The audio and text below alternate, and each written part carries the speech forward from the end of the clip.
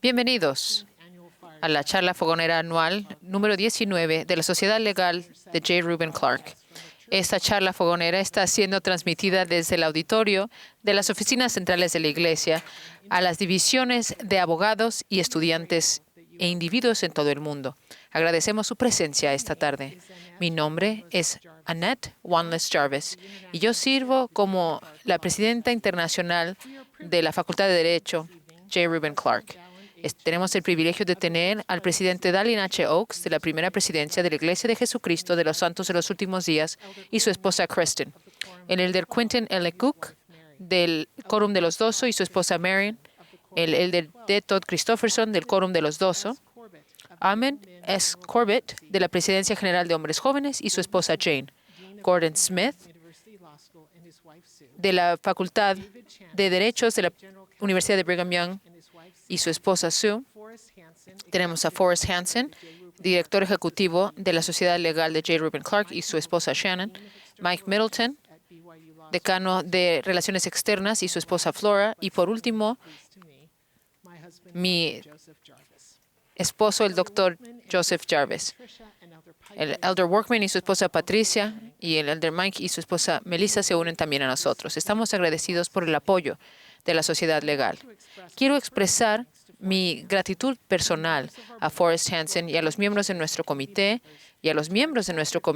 a los líderes de nuestras divisiones y a los miembros de todo el mundo. También quiero agradecer a las oficinas de Relaciones Externas de la Facultad de Derecho de BYU y el equipo de transmisión que hace esta transmisión posible. Celebramos nuestras 165 divisiones en todo el mundo y quiero darles bienvenidas a nuestras nuevas divisiones: Colorado, Anchorage, Alaska, Ghana, Accra, Birmingham, Alabama, Arkansas, Ozarks y Manila, Filipinas. Y bienvenida a los nuevos miembros en las Filipinas. Les damos la bienvenida. Somos una sociedad internacional unida por la fe, pero que celebra la diversidad de las voces en nuestra comunidad global, que nos enseñan y nos fortalecen con una variedad de experiencias, ideas y perspectivas. Estamos posponiendo nuestra conferencia anual en Atlanta hasta el 2023. Pero, gracias a Daniel Dallas y el Comité de Eventos y Conferencias, hemos planeado una conferencia anual híbrida alternativa aquí en la ciudad de Salt Lake City el 10 de junio, que va a incluir sesiones en persona y transmitidas. Se unirá a nosotros el elder Quentin L. Cook y tendremos un orador especial, así que manténganse informados de los detalles. Nuestro comité de eventos y conferencias ha seleccionado para un momento como este, de Esther 4:14, como el tema de nuestra conferencia anual. Si ustedes leen esta escritura, el mensaje tiene dos sentidos. Primero es que Dios siempre logra sus propósitos. Y segundo es que cada uno de nosotros tiene la oportunidad de ser parte de la obra de Dios aquí en la tierra y, de hecho, quizás hayamos sido dados talentos y la oportunidad específica para hacerlo. Yo siento que como un miembro de tanto tiempo de la sociedad legal, existe mucha disensión, falta de felicidad y necesidad en nuestro mundo. Y nosotros, como una comunidad global de abogados unidos por la fe, podemos cambiar el enfoque a las diferencias y divisiones y apuntarnos hacia el sanamiento y encontrar armonía en las voces diferentes, buscando el bien en nuestras comunidades y países. Somos miembros de una organización comprometida con el diálogo civil y el servicio, y servimos a los más vulnerables, a los refugiados, a los nuevos inmigrantes, los pobres, aquellos que buscan reintegrarse a la sociedad después de tener un pasado criminal o de adicción, a los niños, a los abusados, a las personas de tercera edad. Estamos trabajando con organizaciones de servicio, incluyendo en los Estados Unidos, con la NAACP, el Centro Legal de Tráfico de Humanos, Wheels for Heroes y el Centro Nacional de Explotación de Humanos. Yo sé que esta obra es de suma importancia para nuestro Padre Celestial y que al servir a otros, Él nos sostendrá y nos abrazará en su amor. En este mismo tema, vamos a hacer que nuestro Mes Internacional de Servicio, que se inauguró el año pasado, algo de tradición.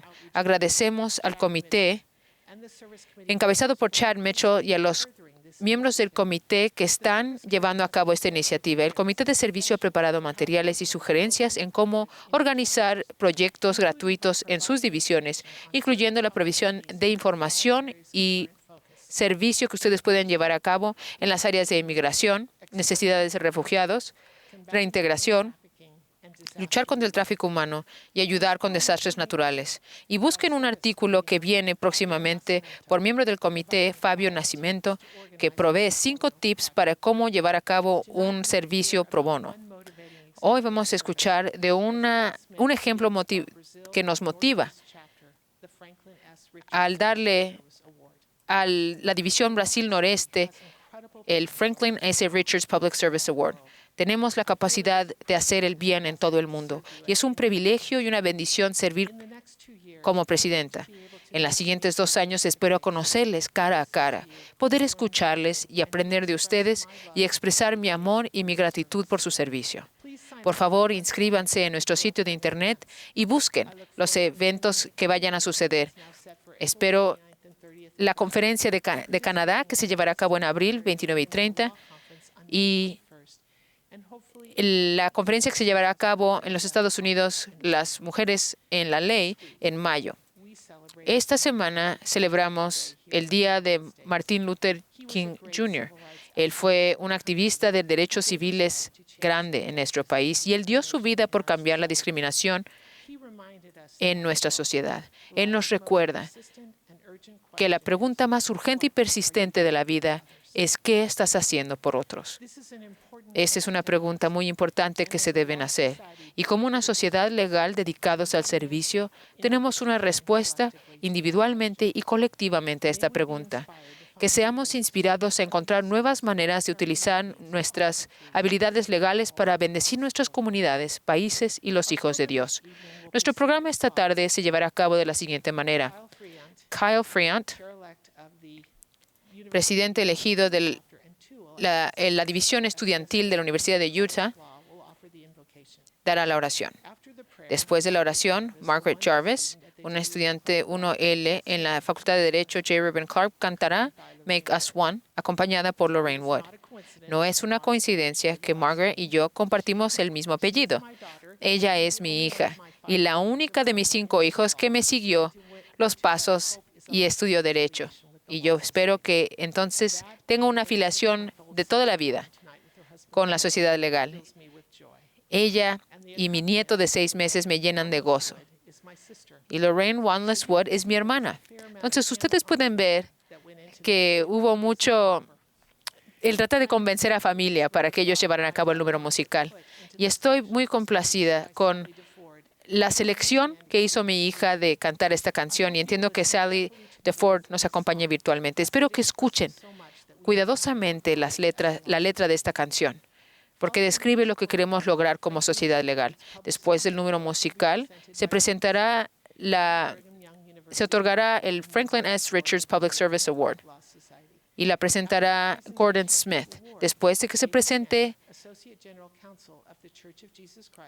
David Channer, asociado general del Consejo de la Iglesia de Jesucristo de los Santos de los Últimos Días y miembro de la Sociedad Legal J. Reuben Clark, presentará a nuestro orador Ahmed S. Corbett, primer consejero de la Presidencia de Hombres Jóvenes General de la Iglesia de Jesucristo de los Santos de los Últimos Días. Yo he conocido al Elder Corbett durante el planeamiento de esta tarde y estoy anhelosamente esperando escuchar de él. Después de las palabras del Elder Corbett, Sarah Johns, 1L en la Facultad de Derecho J. Reuben Clark, nos dará la última oración. Muchas gracias por unirse a nosotros esta tarde. Es un honor servir con cada uno de ustedes en esta organización.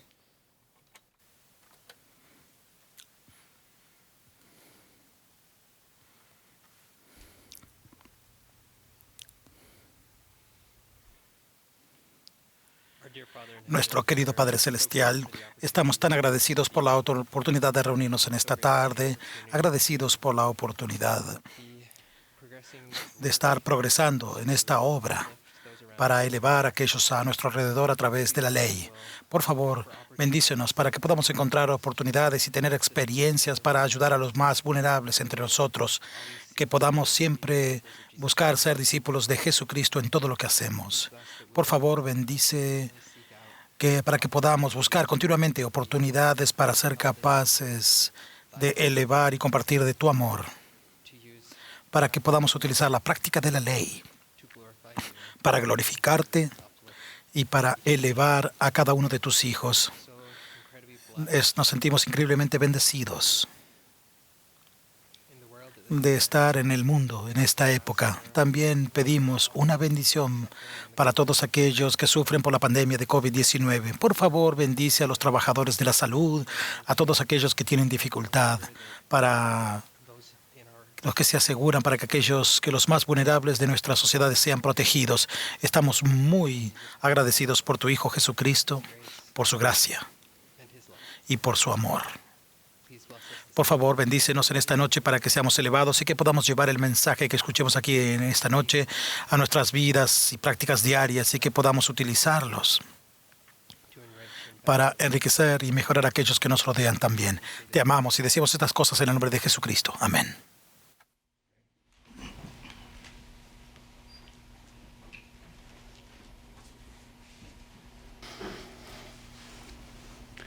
Thank you, Margaret and Lorraine. That was a Gracias, Margaret y Rain. message and beautifully rendered. Qué mensaje tan hermoso, y lo hizo de manera muy hermosa. Y a través del premio al servicio público Franklin Lester Richards, la sociedad legal honra a aquellos cuyo servicio público personifica las virtudes de la sociedad.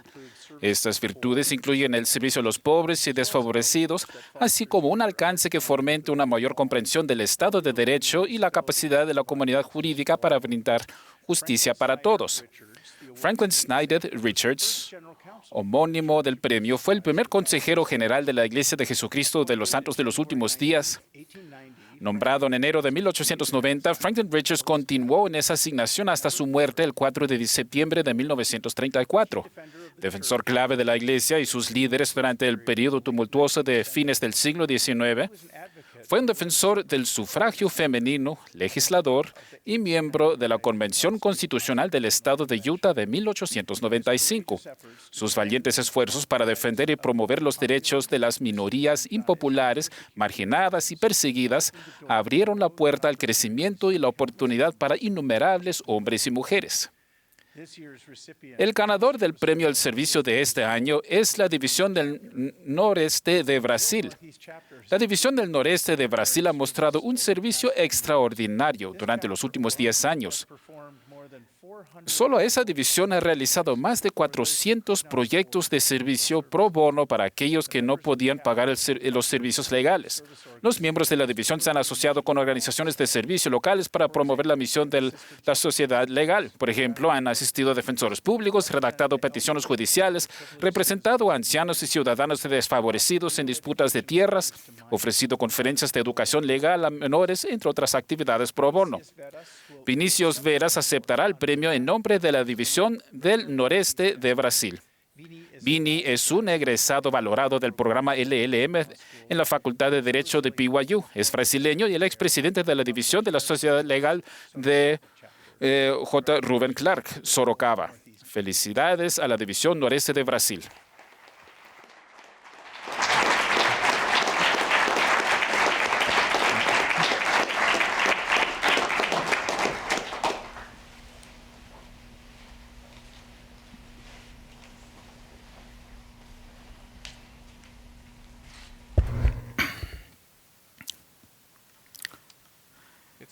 Es un gran placer presentar al orador invitado de esta noche, el hermano Ahmad S. Corbett, primer consejero en la Presidencia General de los Hombres Jóvenes de la Iglesia de Jesucristo de los Santos de los Últimos Días.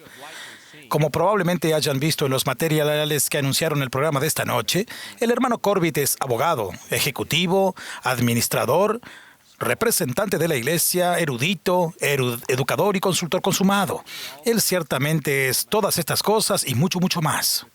Con cada logro hay una historia de fondo que desearía que tuviéramos tiempo para compartir, porque las historias de fondo muestran que él también es, más importante, un esposo maravilloso, cuya hermosa esposa Jane está con nosotros esta noche, padre de 6 niños talentosos y 12 nietos que los llaman Pop-Up. un líder del sacerdocio dedicado y especialmente un amigo, alguien que ama el helado de frambuesa negra más de lo que uno se puede imaginar. Como un breve ejemplo de una historia de fondo, su biografía enumera el servicio misional en la misión Puerto Rico-San Juan, pero no habla de su sacrificio para ganar los fondos necesarios para mantenerse en una misión. Tampoco cuenta la historia de cómo el Señor, al inspirar a un amigo y conocido, lo dirigió hacia la ley. Su currículum no destaca su intrépida dedicación como esposo y padre a su cónyuge y familia, ya que trabajó a tiempo completo durante el día y asistía a clases por la noche durante 9 años para poder lograr sus objetivos académicos. Ni habla de su incansable y sagrado apoyo a él. Su biografía menciona su servicio en Nueva York, pero no cuenta la historia de un joven criado en el oeste de Filadelfia y en el sur, en una familia de 10 personas que ascendió para representar a la iglesia ante dignatarios en las Naciones Unidas. Si bien su currículum menciona su servicio como presidente de estaca, no describe su ministerio a los jóvenes de su estaca y cómo le encantaba enviar mensajes de texto con ellos. El compañero de cuarto de uno de estos jóvenes en la universidad exclamó: «¡Wow! ¿Le enviaste un mensaje de texto a tu presidente de estaca?». El hermano Corbett cuidó de su rebaño y envió mensajes de texto a todos. Su biografía habla de una práctica legal muy exitosa, pero no revela su adhesión inquebrantable a todas las leyes, incluso hasta los límites de velocidad. Un colega informó que el hermano Corbett habló en una conferencia de estaca sobre la importancia de respetar la ley y también reconoció que condujo demasiado rápido y se comprometió a arrepentirse en ese mismo momento y no volver a acelerar. 4 o 5 meses después, el colega llegó tarde a una reunión de la iglesia y quedó atrapado detrás de un automóvil que se movía lentamente. Se puso más agitado a cada momento. Cuando se presentó una oportunidad, pasó zumbando alrededor del automóvil infractor solo para ver al presidente Corbett, quien, de hecho, conducía precisamente al límite de velocidad. Sus hijos más tarde dijeron entre risas: «Todo eso es cierto, pero él es el conductor legal más agresivo de Estados Unidos». Su colega lo describió de esta manera: «Él dice lo que quiere decir y hace lo que dice». Por mi parte, conocí al hermano Corbett por primera vez en 2018 como parte de la celebración B1, patrocinada por la Iglesia de Jesucristo de los Santos de los Últimos Días. Al tratar con un asunto legal delicado, el hermano Corbett se mostró tranquilo, frío bajo el fuego, analítico, profesional, pero sobre todo fue cálido, genuino, amable y amistoso. Mi mente se dirigió a un poeta que vivió en Ohio durante la vida de José Smith. Su nombre era Alice Carey. En 1849 ella escribió un poema titulado Nobleza, que exploró lo que hace que una persona sea noble. Incluye esta estrofa: «Porque digan lo que digan los hombres en su ceguera, y a pesar de las fantasías de la juventud, no hay nada tan real como la bondad y nada tan real como la verdad». El hermano Corbett es un amigo de todos. Es amable con todos y defiende la verdad y la integridad en todos los aspectos de su vida. Él es noble. Estoy emocionado de escuchar sus comentarios esta noche y les pido que se unan a mí para darle la bienvenida a él aquí en esta noche. Gracias.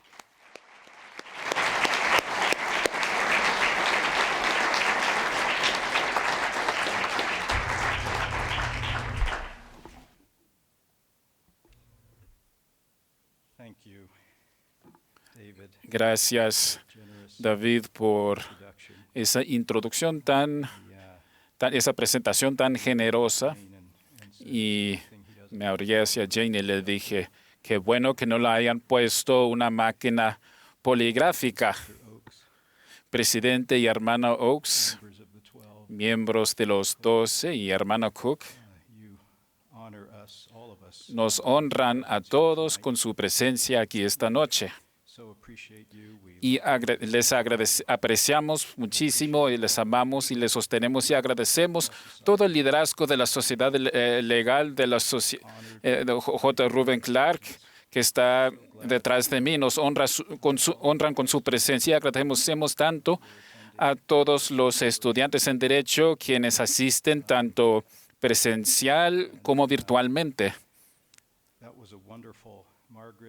Y Margaret y Lorraine, qué hermoso número musical de Haznos Uno. Y debería contarles que tengo otra conexión con la familia Wandless porque durante 8 años mi primer consejero fue Joseph Wanderwork y su esposa fue Susie Wanderless, quien es prima de Lorraine y Lynette.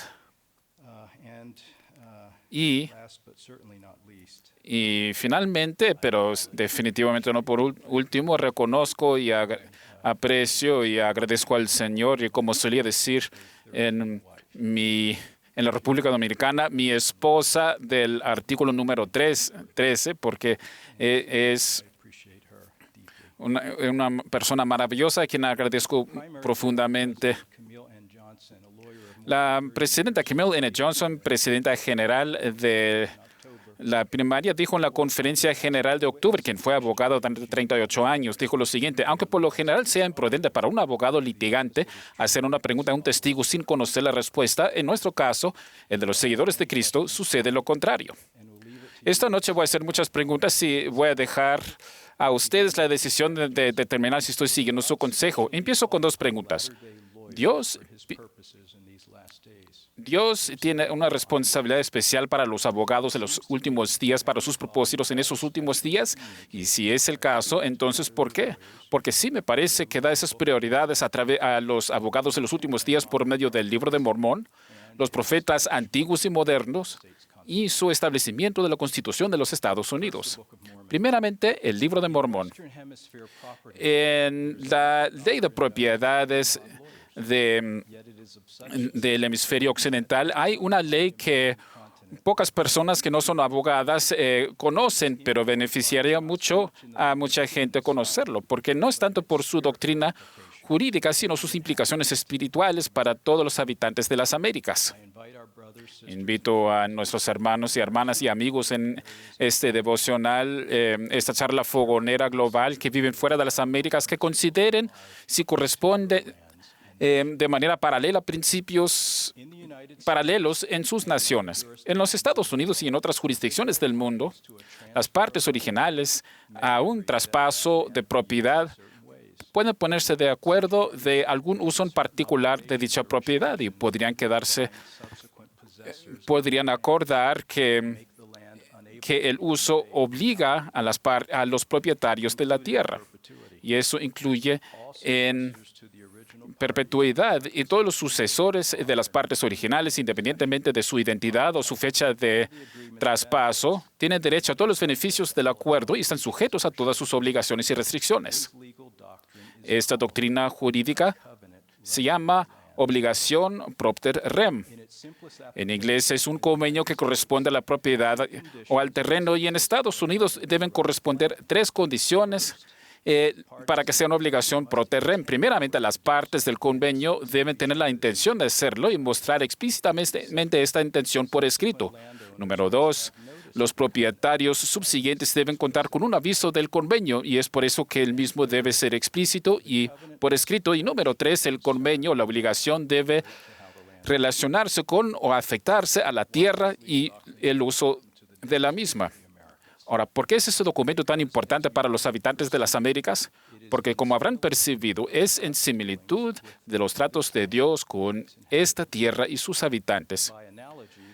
Como analogía, esta doctrina jurídica puede ayudar a los hijos de Dios a ver la doctrina espiritual, que es una obligación relacionada con esta tierra, un convenio que corresponde a esta tierra, y puede ayudarles a entender los términos del convenio espiritual y su importancia a las partes originales. ¿Qué podemos aprender de esas similaridades sorprendentes entre estas contrapartes?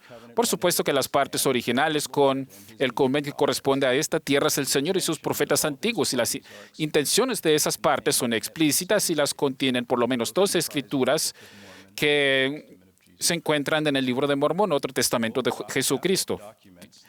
Dicho libro dice que en el momento de la confusión de las lenguas y el esparcimiento de las sociedades de la ciudad y la Torre de Babel, el Señor guió a ese pueblo a esta parte del mundo y Él quería que salieran, sí, dispuso que avanzaran hasta llegar a la tierra de promisión, que era una tierra escogida sobre todas las demás, la cual el Señor Dios había preservado para un pueblo justo.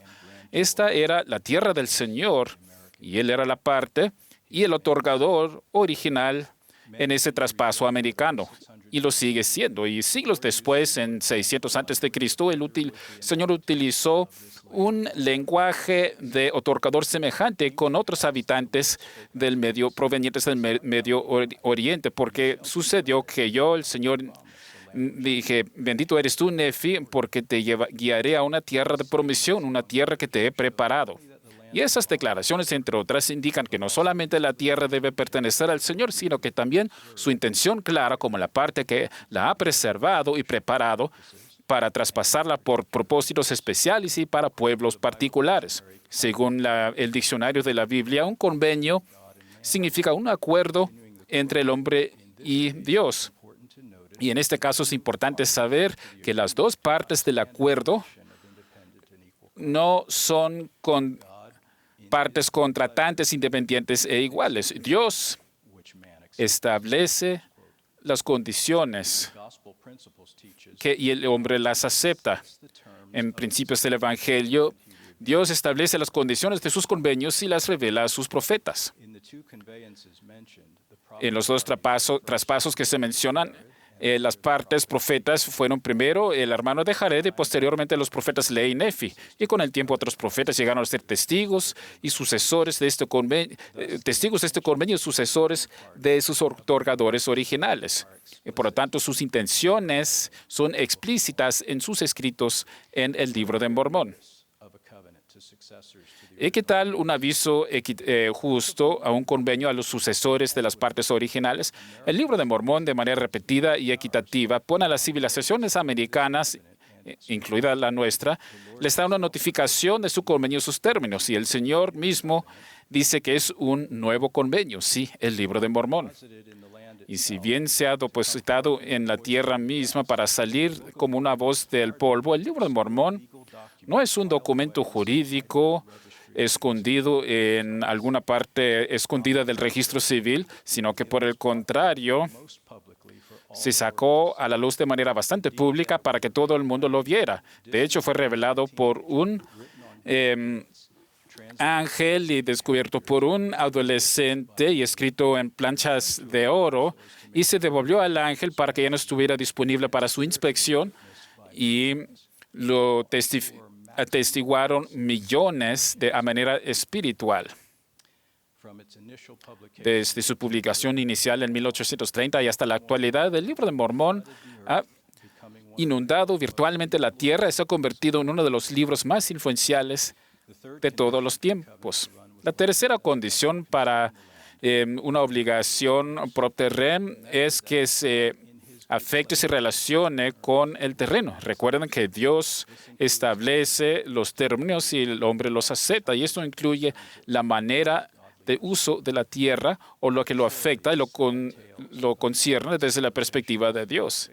Ciertamente, los relatos tristes de las civilizaciones caídas que no honraron este convenio perpetuo son de bastante preocupación.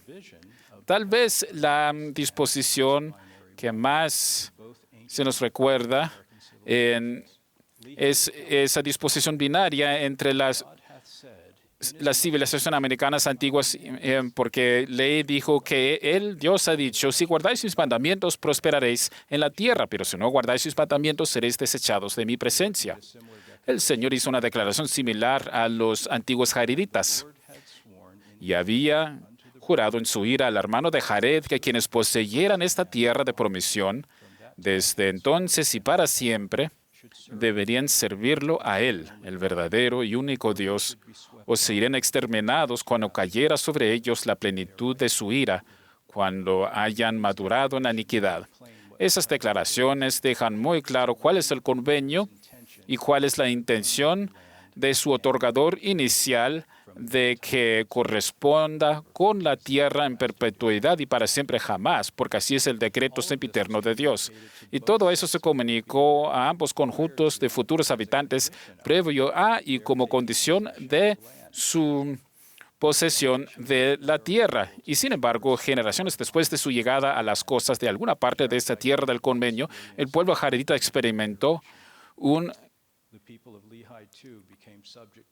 una gran deterioración y quedaron sujetos a la ejecución del contrato. De nuevo, ¿por qué el Señor dejaría ese paralelo con el derecho de propiedades moderno en un libro escrito para nuestro día? Y se podría analizar bastante ese asunto, pero sería que el reflejar su convenio con el derecho de propiedad en el futuro, Dios reflejaría su imagen para la detección en los últimos días, es decir, aquel que ve el fin desde el principio, dejó un mensaje individualizado para los abogados de los últimos días en un momento crítico en la historia estadounidense.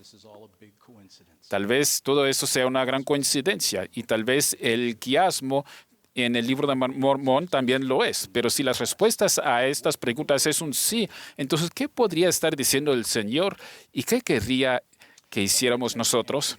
Voy a procurar dar respuestas a estas preguntas en a la segunda y la tercera sección. Dios habla a los abogados de los últimos días mediante los profetas antiguos y modernos. Y también, número 3, el establecimiento de la Constitución de Estados Unidos.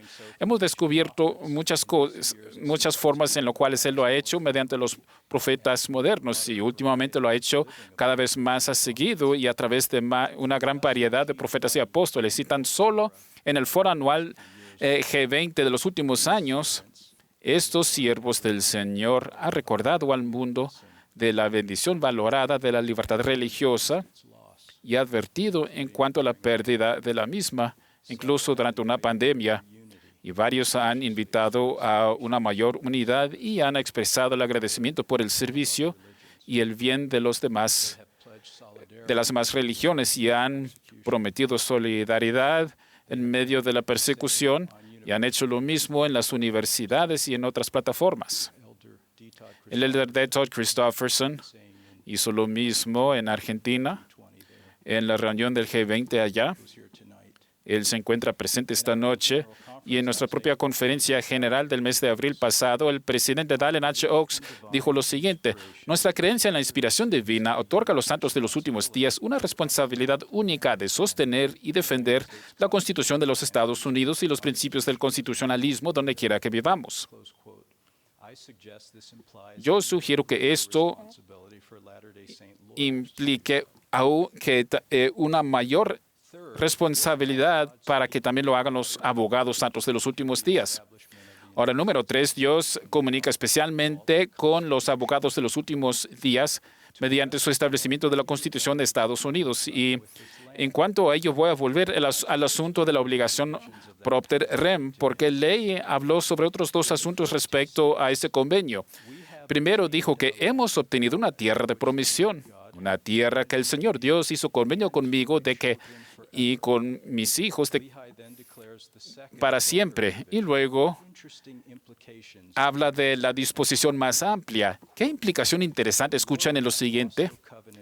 Y el Señor también ha hecho convenio con esta tierra para todos aquellos que la mano del Señor conduzca de otros países. Por lo tanto, yo le profetizo según el Espíritu que está en mí que nadie vendrá a esta tierra salvo que sea traído por la mano del Señor. Y si les sirven de acuerdo con los mandamientos que Él les ha dado, será una tierra de libertad para ellos.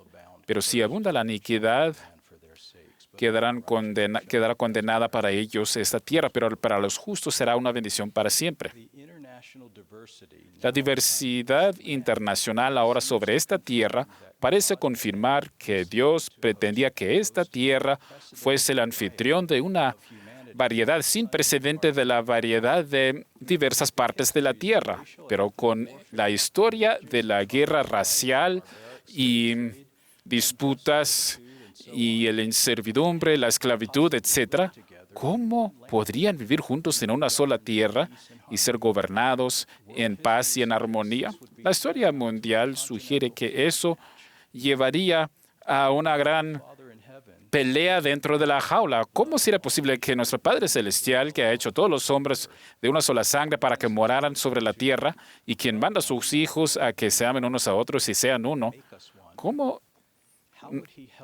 ¿cómo les ayudaría Él a unirse y formar una unión cada vez más perfecta? Parece ser que tendría que establecer un sistema de gobierno fundamentado en principios inspirados y leyes inspiradas, en lugar de solamente designaciones demográficas. Todo el mundo, independientemente de donde vendieran, tendría que regirse y unificarse bajo las mismas normas, y tales principios deberían entenderse como una investidura del cielo y no proveniente de ningún poder terrenal. Tendrían que ser irresolutos y no quedar violados y quedar sujetos a juramento bajo Dios y bajo el hombre.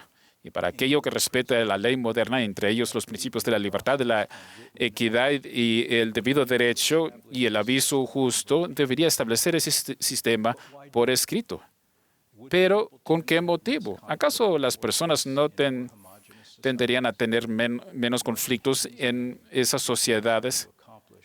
¿Qué estaba tratando de lograr con esa gran, vasta gama de humanidad en la Tierra? Y antes de compartir mi propia opinión sobre esa visión, voy a dedicar algún tiempo a otra cuestión, y lo hago en vista de teorías y filosofías que reposicionaron a la Constitución como esencialmente un documento racista y opresivo y carecente de aplicación jurídica en tales sociedades. Y la primera pregunta tiene dos partes. Primeramente, ¿cuáles son las implicaciones del convenio que hizo Dios con ley para que con los descendientes de millones de los hijos de Dios, quienes están cautivos y se encuentran en esclavitud sobre la tierra, ellos también fueron traídos por la mano del Señor? Número dos, ¿y qué dice la Constitución de Estados Unidos sobre la esclavitud? Porque la permitía. ¿Acaso no pensamos los santos de los últimos días que la Constitución fue inspirada por Dios? Pues aquí está nuestra fuerza única y especial como miembros y abogados de la Iglesia de Jesucristo de los Santos de los Últimos Días. Voy a abordar estas preguntas en orden reversa.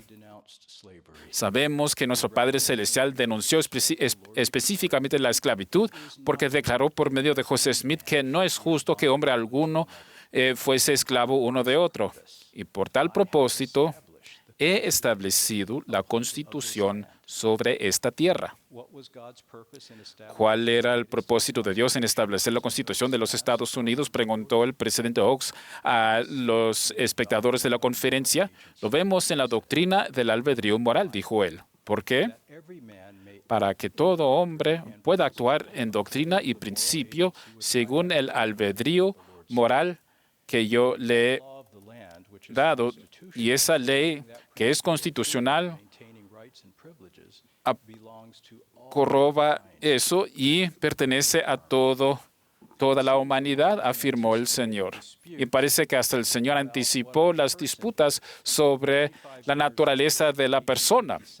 25 años después, en 1857, la Corte Suprema de los Estados Unidos, una mayoría de 70-2, emitieron el fallo que Dred Scott, un hombre afroamericano quien quería mantener la libertad de él y su familia, dijo que nadie puede exigir las libertades que proporciona la Constitución y asegura para los ciudadanos de los Estados Unidos. La mayoría aparentemente no sabían que el Señor había declarado que la Constitución debería mantenerse para los derechos y la protección de toda carne, según los principios justos y santos.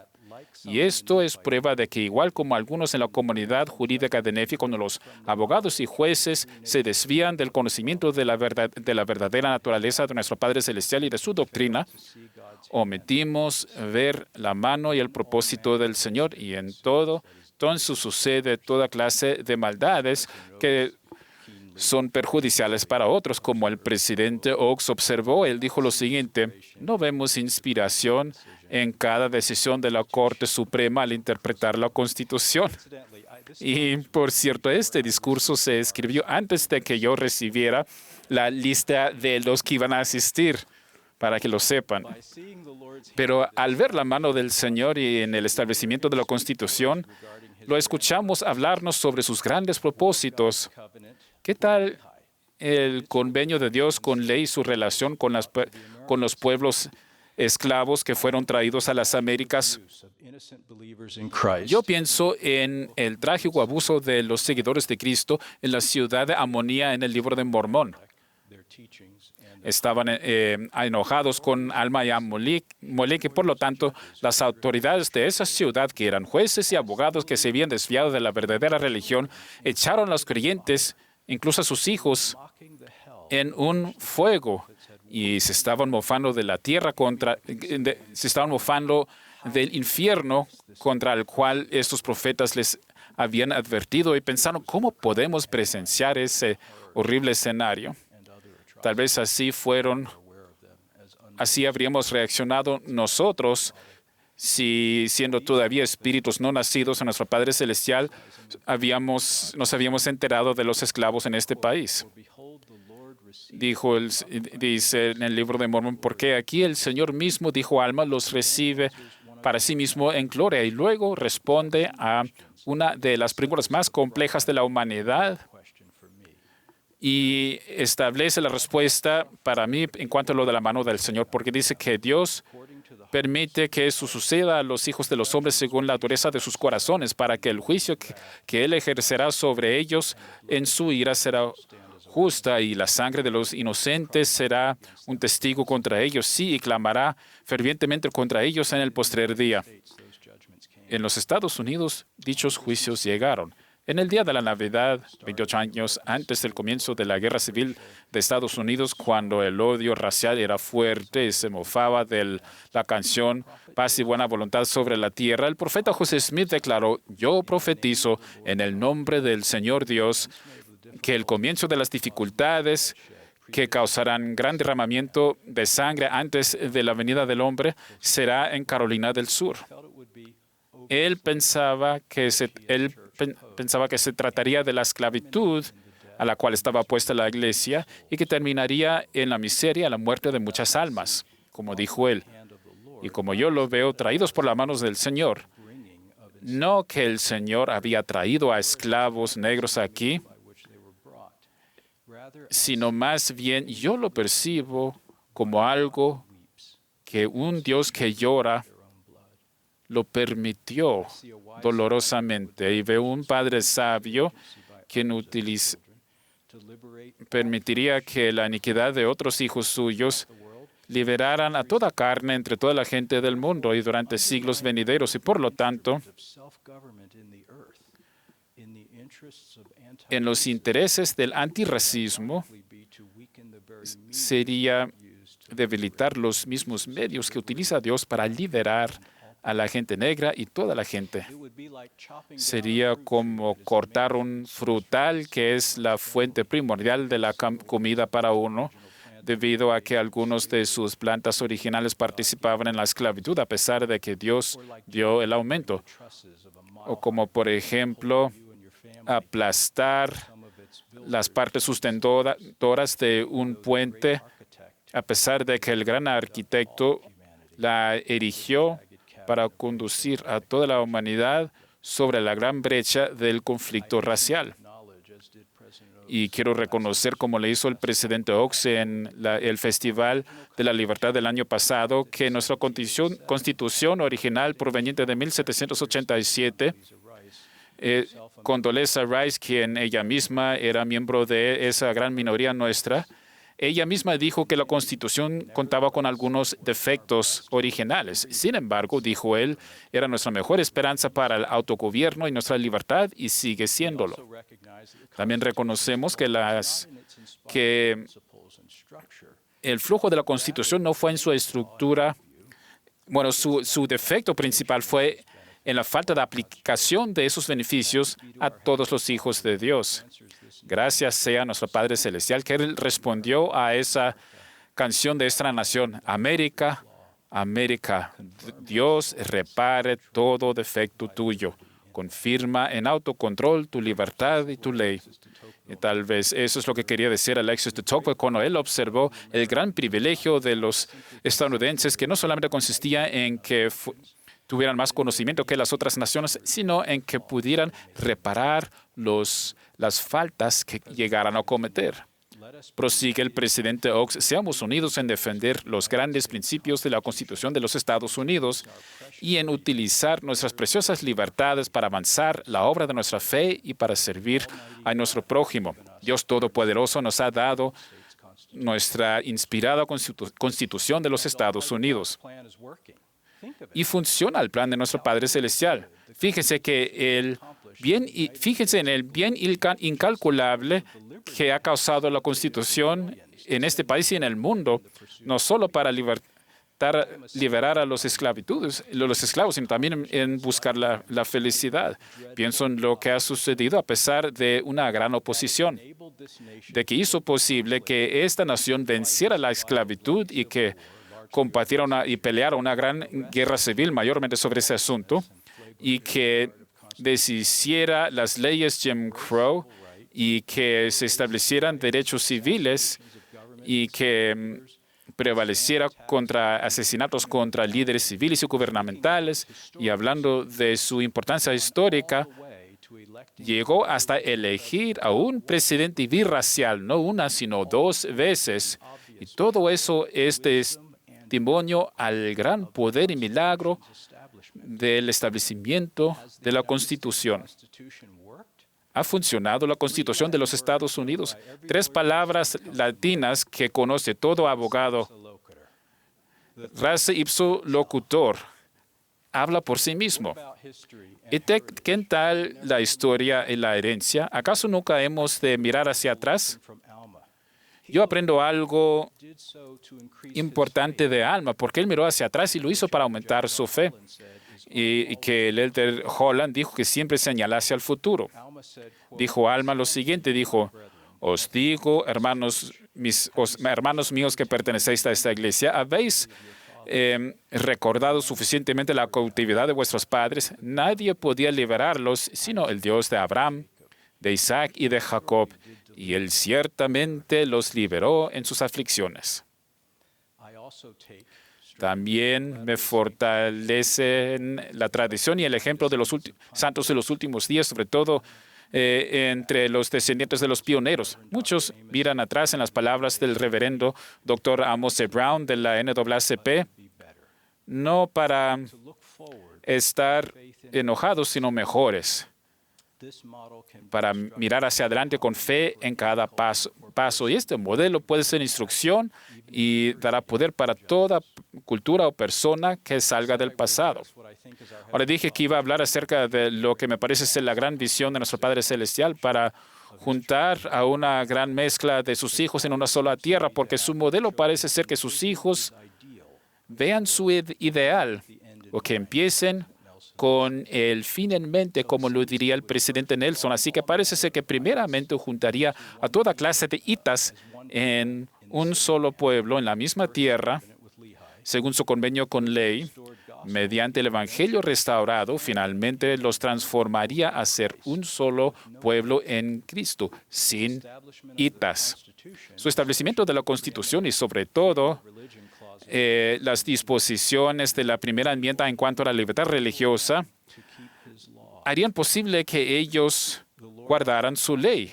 Y el Señor también prometió a José de la Antigüedad que el Libro de Mormón y la Biblia crecerían juntos para hasta confundir a las doctrinas falsas y para deshacer la contención y para establecer la paz. Todos estos elementos serían imprescindibles en este momento de la diversidad humana. Como enseñó el elder Quentin L. Cook, que el ministerio y el mensaje del Salvador han declarado de manera constante que todas las razas y colores son hijos de Dios. Todos somos hermanos y hermanas. En nuestra doctrina creemos que en el país anfitrión para la restauración, es decir, los Estados Unidos, la Constitución de los Estados Unidos y los documentos relacionados, escritos por hombres imperfectos, fueron inspirados por Dios para bendecir a todo pueblo. A medida que miramos hacia adelante con un ojo de fe y percibimos este gran día de la unidad, de manera natural nos arrepentiremos, perdonaremos, seremos hacedores de paz y unificaremos. Seguiremos siendo líderes en dejar atrás las actitudes y las acciones del prejuicio y desecharemos al racismo, que son cosas que dijeron tanto el presidente Nelson como el presidente Oaks, y tendremos ojos para ver a los demás como los ve Dios. Y esto incluye los que establecieron la Constitución y a quienes levantó el Señor y llamó sabios.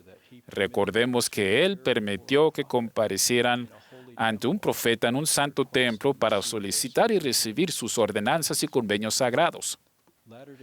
Los santos de los últimos días deberíamos ser líderes en nuestras naciones en todos estos esfuerzos, y los abogados de los últimos días deberían estar en primera fila. Además, la organización que hizo Dios de esta tierra y sobre todo de los Estados Unidos como una sociedad pluralística sugiere que Él prefiere que se resuelvan las diferencias entre sus hijos de manera amigable. Y todo eso hace hincapié en la sabiduría del ruego reciente del presidente Oaks, más allá de las torres de nuestra propia iglesia. Dijo él: invito fervientemente a los líderes religiosos que trabajen en conjunto de manera más eficaz, y a menudo eso quiere decir a nivel extrajudicial, que procuren resoluciones pacíficas de los conflictos entre la libertad religiosa y no discriminación. Lo único que necesita es que, como nuestra convicción compartida de que Dios nos ha mandado a amarnos unos a otros, entre ellos hay nuestros prójimos que tienen culturas y creencias diferentes. Lance P. Wickman, ex abogado de la Iglesia, citándolo a él, el presidente Oaks dijo que cuando ejercemos nuestra libertad religiosa para servir y elevar y echar aceite en las aguas turbulentas y hacer de Estados Unidos un país mejor, cuando utilizamos nuestra libertad religiosa para unir a la gente en amor y unidad, estamos defendiendo y preservando la libertad religiosa y la Constitución de una manera muy profunda. Concluyó el presidente Oaks: oro por ese resultado con nuestra Constitución al prometer ser una sola nación indivisible con libertad y justicia para todos. Al comienzo de este discurso pregunté no solamente si Dios se comunicaba de manera especial con los abogados de los últimos días, sino también el por qué. Concluiré con mi opinión del por qué. Todo este esfuerzo y todos estos convenios y promesas y preparativos y escritos, la Constitución de los Estados Unidos y todo lo de plantar y reparar sobre los errores y defectos de la tierra, de todo el esparcimiento y el recoger y el guiar, todo eso se culmina en un solo propósito divino: el gran recogimiento de Israel que debe ocurrir antes de la segunda venida de Jesucristo. No es de sorprender que el profeta de Dios haya declarado que dicho recogimiento es lo más importante que sucede en la tierra hoy día. Nada se compara con él en magnitud, ni en importancia, ni en majestuosidad. Tal vez habría dicho John Adams, como lo dijo en la fundación de la nación: no hay nada en este lado de Jerusalén que sea de mayor importancia. Hermanos y hermanas, abogados y jueces, recojamos. El profeta explicó a los jóvenes de la iglesia: cada vez que hagan cualquier cosa para ayudar a cualquier persona a cualquier lado del velo a tomar un paso hacia adelante y hacer convenios con Dios y recibir sus ordenanzas y convenios en el templo, están ayudando a recoger a Israel. Es así de fácil. Y hay que hacerlo también entre nuestros colegas legales. Tal vez esa paralela con la obligación propter rem sea algo que ellos podrían apreciar. Y cuando yo practicaba el derecho y compartía mi religión y mis valores durante la fase del derecho penal, yo tenía un jefe que era judío y que tenía mucho cinicismo en cuanto a la religión, pero les complacerá escuchar que después de 12 años de haber trabajado a nivel profesional y haber tenido una gran amistad cuando salí de ese despacho en el 2007, él había ido de ateo a ser agnóstico. Y sin embargo, tiene un ejemplar del Libro de Mormón. Hermanos y hermanas, estoy convencido de que el Señor está enviando un mensaje especial a los abogados de los últimos días y por extensión a nuestros seres queridos mediante el Libro de Mormón, sus profetas antiguos y modernos y el establecimiento de la Constitución de los Estados Unidos. Él nos invita a dar aviso, a recoger, a amar, compartir e invitar. Nos ruega que aceptemos la doctrina de Cristo y que la compartamos con todo el mundo. Y concluyo haciendo eco a la promesa del presidente Eyring. Dijo él, el Señor Jehová volverá a vivir con aquellos que se han convertido en su pueblo y los encontrará unificados de un solo corazón, unificados con Él y con nuestro Padre Celestial. Estaremos preparados como pueblo para nuestro destino glorioso. En el nombre de Jesucristo. Amén.